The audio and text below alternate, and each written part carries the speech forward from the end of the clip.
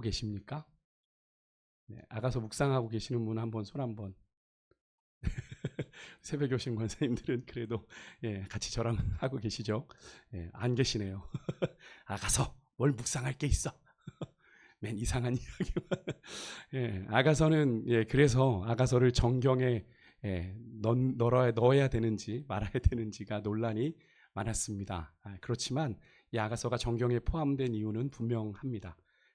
이것을 통해서 우리에게 분명히 하나님과 우리 사이에 어떤 관계에 있는지를 알게 하기 위한 책이 아가서인데요. 여러분, 저는 이번에 아가서를 다시 좀 묵상하면서 우리가 신앙생활 가운데 막연히 좀 상투적으로 고백하는, 우리가 제일 많이 신앙생활하면서 하나님 앞에 고백하는 고백이 뭡니까? 하나님 사랑합니다잖아요. 사랑합니다. 그죠? 가장 많이 고백하는 게 하나님 사랑합니다의 고백인데, 그것이 정말 여러분 사랑한다는 고백으로만 우리에게 끝나고 있지는 않은지. 여러분, 사랑하는 연인 사이도 어느 날 사랑한다, 사랑해 이렇게 얘기하는데 그게 상투적으로 들리게 되면 상대방이 압니까 모릅니까? 연애 안 해보셨나요? 네, 그냥 아신다고 생각하고. 뭘 알죠? 압니다. 네, 그렇게 남발하지 마. 진심일 때 해. 뭐 이런 얘기 나중에 하는 경우도 있지 않습니까? 여러분, 우리 주님이 여러분의 사랑합니다라는 그 고백을 어떻게 느끼실 거라고 생각하세요? 여러분에게 하나님 사랑은 어떤 것입니까? 은혜죠. 은혜. 그렇지 않습니까? 자격 없는, 사랑받을 자격 없는 우리에게 값없이 베풀어 주신 은혜가 하나님의 사랑이라고 말할 수 있는 거잖아요. 그러다 보니까 우리가 하나님의 그 사랑을 너무 어떻게? 너무 받는 것에만 익숙해지지 않았는지. 사랑을 받는 것에만, 우리가 주님을 사랑한다고 그저 입으로만 고백하고 그냥 찬양하는, 예배 시간에 찬양하는 것에만 너무 익숙하지 않은지, 그것으로 우리가 하나님 사랑하는 것을 다 표현한 것처럼. 사랑은 주고받는 거잖아요. 그죠? 사랑은 주고받는 것인데 우리가 받는 하나님의 사랑이 너무 크다는 전제로 여러분, 우리가 그 사랑에 너무 수동적으로만 반응하며 살고 있지는 않은지를 좀 돌아보게 됐습니다. 제 스스로에게도 질문이 던져진 거죠. 여러분, 하나님을 사랑하는 것이 어떻게 여러분의 삶을 통해 주님께 고백되고 있습니까? 입술만이 아니라 여러분의 삶을 통해요. 여러분, 우리가 주님께서 우리에게 대가 없이 사랑을 베푸신 분이지만 여러분, 그 사랑을, 그 은혜를 제대로 경험한 사람은 어떤 마음이 들어요? 그 사랑에 내가 보답하고 싶고 내가 그 은혜에 반응하고 싶은 것이 당연한 것 아닙니까? 여러분은 그 값없이 받은 그 사랑에, 하나님께서 값없이 베풀어 주신 그 은혜에 어떻게 반응하고 계십니까? 요한복음에 보면요, 마리아는 자신이 평생 모은 결혼을 위한 준비한 거겠죠. 순전한 나드 한 옥합을 단숨에 깨트려 주님께 부었습니다.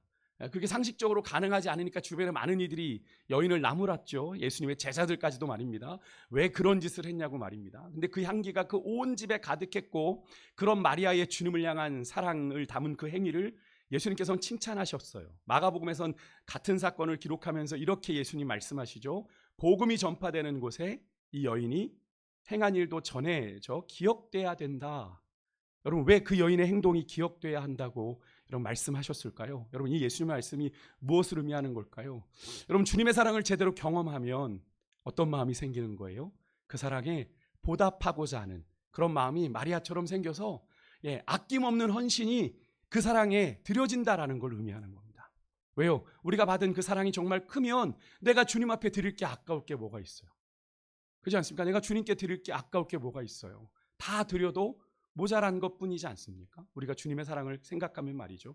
그래서 여러분, 그리스도의 십자가 복음이 전해지는 곳마다 이 여인이 한 일도 전해져야 된다라는 말씀은 여러분 그겁니다. 은혜를 경험하면, 그리스도의 복음, 사랑을 경험하면 그 사랑을 받은 자들은 어떻게 해요? 그 마리아처럼, 마리아의 헌신처럼 그 사랑에 보답하고자 하는 삶을 살 수밖에 없어, 얘들아. 말씀하신 거죠. 너희가 복음을 제대로 받았다면 그 복음에 그렇게 응답하는 것이 맞는 거야. 마리아의 삶을 통해 예수님께서는 우리에게 말씀해 주고 계시는 겁니다. 결국 여러분, 마리아 같은 인생을 성령 받은 예수님의 그리스도의 제자들이 지금까지 다 살았고, 그 순교의 역사들을 통해, 그죠? 자신들의 삶을 그렇게 향유를 붓듯 많은 예수님의 제자들이 복음을 위해 자기의 생명도 초계와 같이 버렸던 그 사건 때문에 오늘 이 동방의 작은 나라, 이 대한민국에 있는 우리까지도 이 예수 그리스도의 복음을 듣게 된 건 아닙니까? 여러분, 이 의미를 이 제자들이 깨닫지 못했다면 그렇게까지 안 했을 겁니다. 하지만 예수님께서 왜 이 말씀을 하셨는지 그들이 성령 받고 나서 깨닫게 되는 거죠. 아, 마리아가 그래서 주님 앞에 그렇게 향유를 부은 거구나. 나도 나의 인생을 주님께 부어드려야지. 여러분, 그렇다면 이렇게 말씀드린 또 그렇게 오해하시는 분들 계세요. 그럼 하나님이 어떤 대가를 바라고 우리한테 은혜를 주신 겁니까? 사랑을 주신 겁니까? 여러분, 그렇지 않죠. 그렇게 생각하면 여러분 하나님의 은혜를 잘 모르시는 거죠. 거저 주시는 사랑인데 그 거저 주시는 사랑을 우리가 받으면, 여러분 사람에게도 우리가 신세를 지면 어떤 마음이 듭니까? 미안한 마음이 들고, 자꾸 받으면 어떻게 해요? 조금이라도 갚아야 되겠다는 마음이 드는 게 인지상정이지 않습니까? 하물며 하나님이 우리에게 베풀어 주신 날마다의 은혜가 얼마나 큽니까? 그렇지 않아요? 날마다의 은혜가 크잖아요. 날마다 나를 살려주시는데, 날마다 내게 부활의 은혜를 주셔서 또 하루를 살게 하시는 이 은혜가 가볍습니까? 이걸 당연하게 여기기 시작하니까 우리가 은혜가 메마르는 거죠. 내가 당연히 아침에 눈을 뜬다고 생각하니까 메마르는 거예요, 은혜가. 여러분, 매일 아침에 우리가 눈을 뜨는 건 절대로 당연하지가 않아요. 절대로 당연하지 않습니다.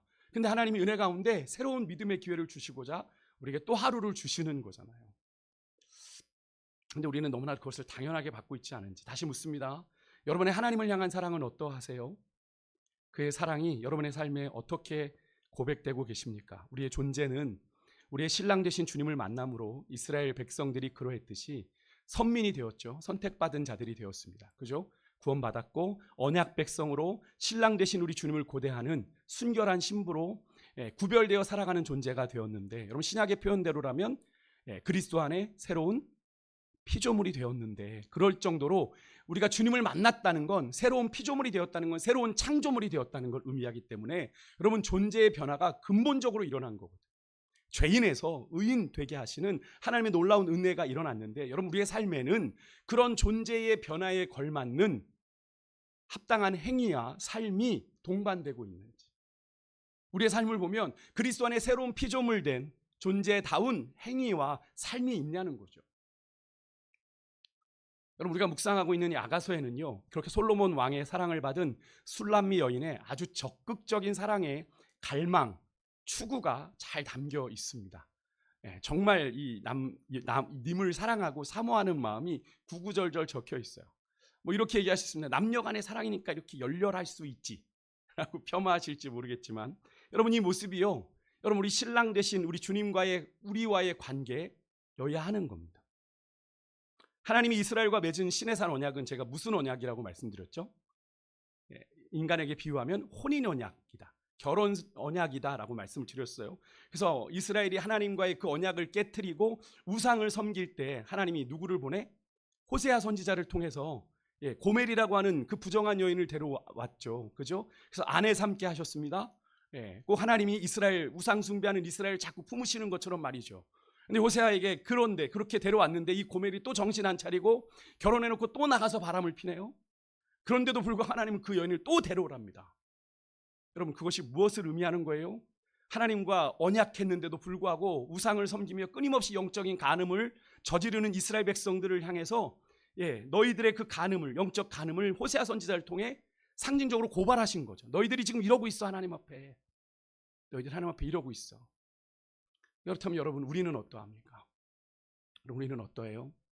우리의 모습은 우리의 신랑 되신 주님이 보시기에 어떠할까요? 주님 보시기에 우리의 주님을 향한 사랑은 나날이 깊어져 가고 성숙되어져 가고 있습니까? 오늘 본문은요, 오늘 아침에 신부를 찾아온 신랑 솔로몬 왕의 가마 행차가 있은 후에 본격적으로 결혼이 시작되는 장면인데요, 먼저 신랑은 첫날 밤에 이제 신부를 보고 그 아름다움에 매료된 모습을 보입니다. 구구절절 보시면 신랑의 눈에 비친 그 신부에 대한 묘사가 요즘 말로 뿔 떨어지는 것 느끼셨어요? 읽으시면서 신부의 눈, 신부의 머리털, 심지어 신부의 입술, 입, 뺨, 목과 두 가슴까지, 그 무엇 하나도 그냥 표현하지 않았습니다. 한번 볼까요? 여러분 제가 일부러 이렇게 좀 장황하게 이 구절들을 살피는 건데요, 1절에 두 가지가 나옵니다. 뭐가 나와요? 너울 너머에 빛나는 비둘기 같은 눈입니다. 여기서 비둘기는 그때 그 당시에 고대 근동에선 사랑을 상징하는 동물이었어요. 비둘기가요. 그러니까 사랑하는 두 사람의 눈길에서 이 비둘기가 눈에 있었다라는 건 사랑과 애정의 그 감정이 이렇게 눈에서 불꽃이 튄다고 하잖아요. 그죠? 사랑하는 사람을 보면 불꽃이 튄다라고 하는 그런 의미로 받아들이시면 될 거예요. 서로의 눈에서 사랑의 불꽃이 점화된 겁니다. 다음으로 길르앗산 기슭에 누운 염소떼 같은 머리털. 머리가 길었던 것 같은데 당시에 길르앗산 기슭에서 풀을 뜯던 염소떼가 이렇게 무리져 검은 염소떼가 무리져 내려오는 그 장면, 그것들이 이제 막 움직여요. 그 형태를 뭐에 비유한 겁니까? 신부의 머릿결이 그렇게 흩날리고 있는 모습을 그렇게 은유적으로 표현한 겁니다. 상상이 되실지 모르겠어요. 산기슭에서 이렇게 내려오는 그 장면이요. 2절에서는 독특하게 치아가 나옵니다. 치아, 이빨. 보통은 입술이나 입을 말하지 이 치아를 말하는 경우는 흔하지 않은 것 같은데 여기서 이까지도 언급을 합니다. 근데 이 일을 어떻게 언급하냐면 참 솔로몬이 지혜로운 사람이긴 한 것 같은데 목욕장에서 나오는 털이 깎인 쌍태를 낳은 암양 같은 이다. 쌍태를 낳은, 그러니까 위아래가. 근데 이제 여기서 포인트는 뭐냐면 털이 깎인 양입니다. 털이 그냥 있을 때는 더러운데 그 양들이 털이 깎이면, 그래서 이 양털이 털이 다 깎이고 태양빛을 받치면 그렇게 뽀얗고 하얗답니다. 그러니까 그런 하얀 이, 그런데 그렇게 하얀 빛난 모습을 치아에 빗댄 거예요. 여기에 쌍태가 언급된 건 신부의 위아래 치아가 고르게 쌍태처럼 그렇게 배열이 빠진 것 없이 덧니 없이 한 쌍이 아주 가지런히 있는, 정렬되어 있는 걸 이렇게 표현한 겁니다. 그러니까 생각해 보니까 여러분, 건치미인이라는 표현이 있잖아요. 이빨이 이렇게 건치미인, 여러분들 중에 건치미인 계세요? 이빨 딱 내미시면 보이는. 그러니까 치아가 여성의 미에도 상당한 영향을 주는구나.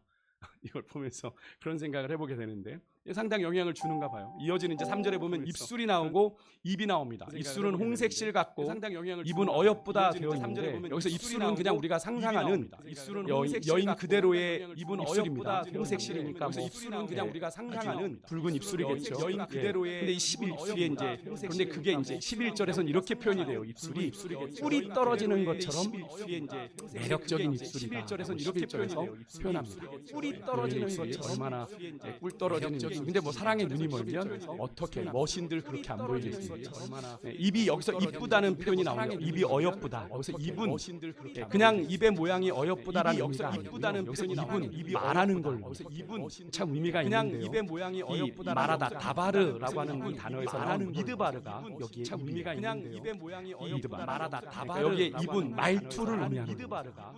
말투가 어여쁘다라는 거예요. 말하는 족족 너무 사랑스러운 거죠. 여러분, 그런 경험 혹시 어여쁘다라는 거예요. 말하는 족족 너무 사랑스러운 거죠. 일상 그런 적 있으시죠? 어여쁘다라는 거예요. 말하는 족족 너무 사랑스러운. 죄송합니다. 네, 일상 그런 적 있으시죠? 말하는 겉투 하나하나가 너무 아름다운 거예요. 그녀의 입술에서 나오는 달콤한 어투를 듣고 있으면 그냥 저절로 말하는 겉투 하나하나 그 사람에게 빠져드는, 그녀의 입술에서 나오는 달콤한 입맞춤을 하고 싶어지면 그런 저절로 말하는 겉투 하나. 그러니까 이 여인은 입술만이 아니라 말투도 참 이뻤다라는 걸 알 수 있죠. 여러분, 그러니까 이 여인은 젊은 이제 청년들한테 이 설교를 하게 되면 얘들아, 말투도 중요해 라는 얘기를 하게 될 텐데, 뭐 여러분들이야 뭐 다 연세가 드셨으니까 그렇지만 이제 말투가 그렇게 중요합니다.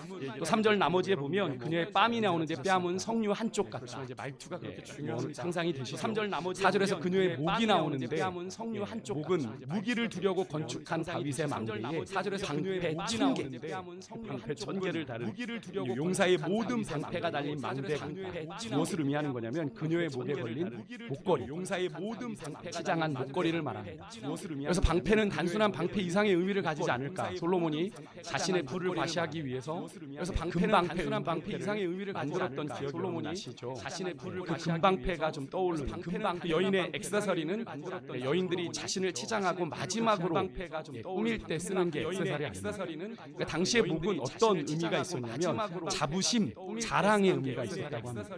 그러니까 이 여인의 목걸이 장식 장식은 이제 여인이 꾸민 모든 치장의 마지막 완성을 의미하는 이 여인의 목걸이 장식은 그래서 신부가 이제 모두 완성된 여인의 치장이 다 끝난 것을 보여주는데 이제 5절에선 그렇게 위에서 아래로 쭉 내려왔죠. 눈부터 시작해서 쭉 내려왔던 신랑의 시선이 마지막으로 조금 떨어져서 시선으로 신부를 바라보게 되는데 마지막은 신부의 두 가슴으로 조금 떨어져 이제 가슴이란 표현보다는 유방이란 표현이 있어서 조금은 신부의 약간의 이게 좀 너무 성적인 묘사다 이렇게 해서 얘기를 하지만 여러분 뭐 신랑이 아내를 바라보는 입장에서 충분히 이렇게 바라볼 수 있죠. 신부의 가슴은 여러분 뭐 신랑이 아내를 바라보는 입장에서 충분히 이렇게 바라볼 수 있죠. 신부의 가슴은 여러분 뭐 신랑이 아내를 바라보는 입장에서 충분히 이렇게 바라볼 수 있죠. 신부의 가슴은 여러분 뭐 신랑이 아내를 바라보는 입장에서 충분히 이렇게 바라볼 수 있죠. 신부의 가슴은 여러분 뭐 여인의 자태이죠. 그렇게 신랑의 눈을 사로잡았습니다. 여러분 이런 신랑의 마음은요 이 한 구절에서 방점을 찍습니다. 7절 한번 보시겠어요? 7절 한번 다시 한번 읽을게요. 시작. 나의 사랑 너는 어여쁘고 아무 흠이 없구나. 시작. 여러분 최고의 사랑 찬사이지 않습니다. 어여쁘고 아무 흠이 당신은 내게 흠잡을 시작. 여러분 최고의 사랑. 여러분 이 여인에 대한 이 신랑의 구체적인 표현들과 이어서 이 놀라운 찬사.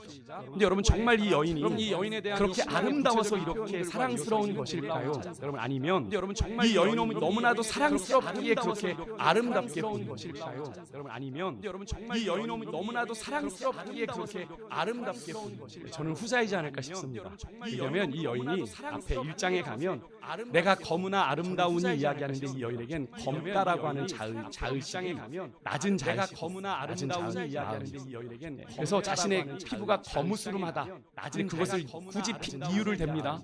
내 어미의 아들들이 자기 오라비들이죠. 자기를 포도원지기로 삼아 포도원을 지키는 얼굴이 거무스름해졌는데 예루살렘 딸들아 나를 흘겨보지 말아라.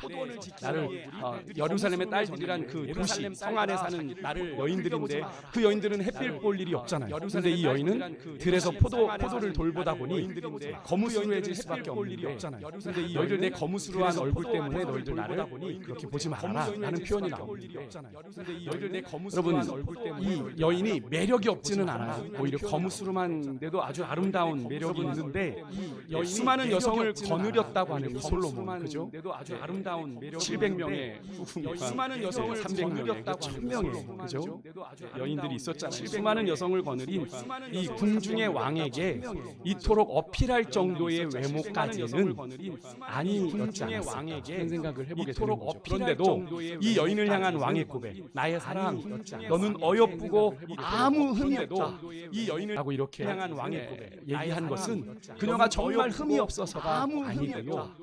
그녀를 너무 사랑하기 때문에 그 여인이 그녀가 정말 흠이 없어 보이고요.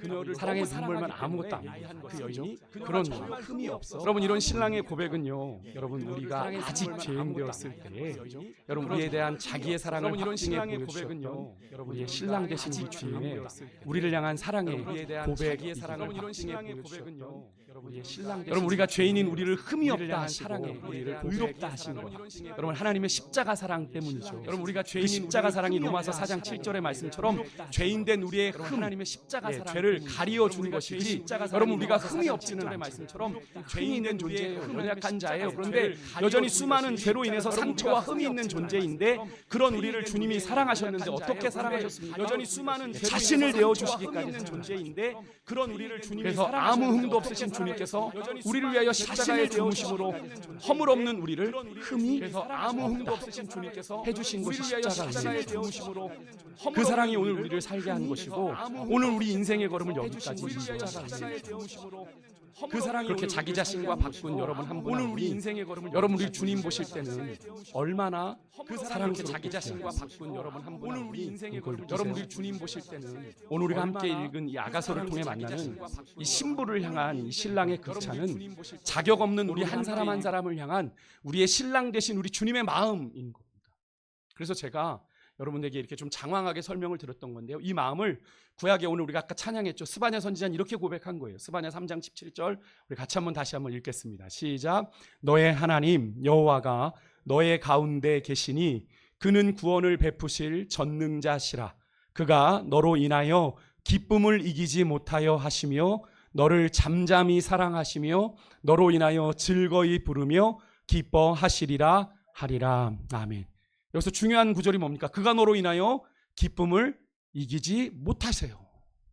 자신과 바꾼 우리이기에 자신의 생명을 주시기까지, 내어주시기까지 사랑하셨기에 우리로 인해 기쁨을 이기지 못하시는 겁니다. 여러분 느끼세요? 여러분이 어떤 존재인지, 주님 앞에 어떤 존재인지.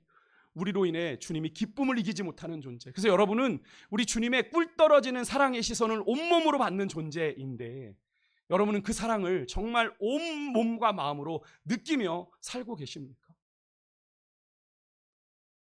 우리를 향한 그 하나님의 사랑의 시선을 좀 느껴보고자 제가 오늘 말씀의 이 구절들을 하나하나 제가 장황하게 여러분과 살펴보는 거예요.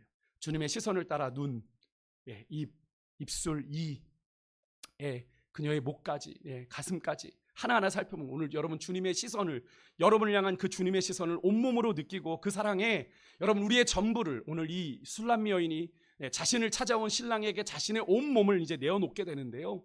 여러분 그런 것처럼 오늘 주님과 그렇게 하나 되어지는 오늘 이 밤이 되실 수 있길 주 여러분을 축복합니다. 6절에 보면 신랑이 여인이 기다리는 이 모략산과 유양 언덕으로 올라가는데요. 여러분 여기에 모략은 아가서에서는 사랑이 가진 매력을 상징하는 향품입니다. 유향은 제2에 쓰이는 거룩한 향기인데요. 조금은 약간 상반된 이미지예요. 근데 이게 신부에게 사용됐다는 건 신부가 가진, 신랑이 느낄 때 신부가 가진 아주 매력적인 두 가지 양면을 보여줍니다.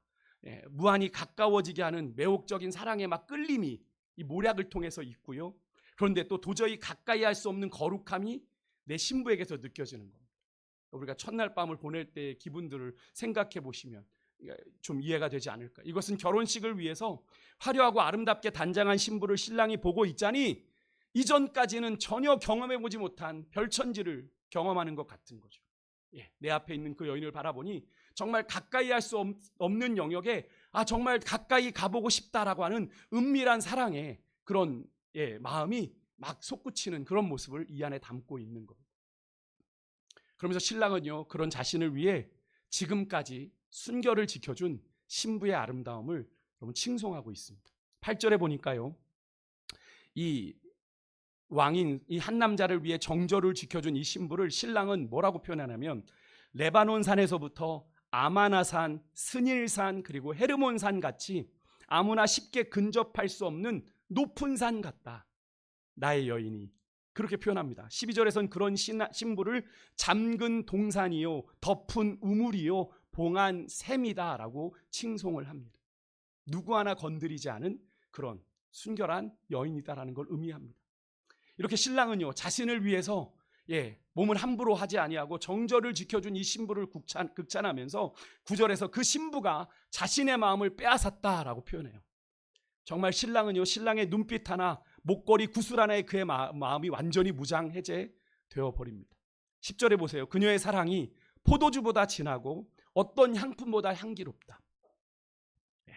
그녀의 사랑을 얼마나 감미롭게 느끼고 있는지를 여러분 좀 느끼셨으면 좋겠어요. 11절에서 그녀의 달콤한 입술과 그의 옷에서 나는 레바논의 향기에 신랑은 거의 정신을 잃을 지경까지 가요. 그래서 10절에 보니까 신랑이 신부를 향해 이렇게 말합니다. 내 사랑이 어찌 그리 아름다운지. 내 앞에 있는 신부가 너무 아름다워서 어쩔 줄 몰라 하는 모습이 이 이야기 속에 담겨 있어요. 여러분 이것을 그냥 남녀 간의 사랑으로 느끼지 마시고 하나님이 여러분을 느끼는 마음으로 좀 느끼실 수 있었으면 좋겠어요. 그렇게 여인은요, 자신이 고이 지켜온 이 순결의 사랑의 동산으로 자신이 사랑하는 이 신랑을 맞아들입니다. 그리고 오늘 그 석류나무를 비롯한 아름다운 열매들, 고베라를 비롯한 아름다운 꽃들, 다양한 향내가 가득한 그 동산에서 둘만이 사랑을 나누는 걸 허락을 해요. 소위 말해 이제 첫날 밤을 보내게 되는데요. 그리고 그간 지켜온 남몰래 키워오며 간직했던 둘만의 사랑을 마음껏 먹고 마시는 장면이 이제 오늘 본문 12절 이후에 끝절까지 나오는데 우리 15절 16절 말씀만 한번 같이 읽어볼까요? 같이 읽겠습니다. 시작. 너는 동산의 샘이요 생수의 우물이요 레바논에서부터 흐르는 시내로구나. 북풍아 일어나라, 남풍아 오라, 나의 동산에 붙어서 향기를 날리라. 나의 사랑하는 자가 그 동산에 들어가서 그 아름다운 열매 먹기를 원하노라. 마음껏 사랑하는 님과 함께 관계를 하는 첫날 밤을 보내는 장면이죠. 너무나 아름다운 장면이지 않습니까? 저는 이 장면에서 여러분 주님의 신부된 우리 성도들이 어떻게 믿음의 정절을 지키며 살아가야 되는지를 보게 됩니다. 우리 신랑 대신 우리 주님을 기쁘게 하는 데 있어서 여러분 가장 중요한 것이 무엇이에요? 바로 요즘에는 이런 얘기하면 좀 고리타분하다고 얘기하지 모르겠습니다. 요즘은 결혼도 어떻게 해야 돼? 함께 살아보고 동거해보고 해야 되는 게 낫다고 하는 시대니까요.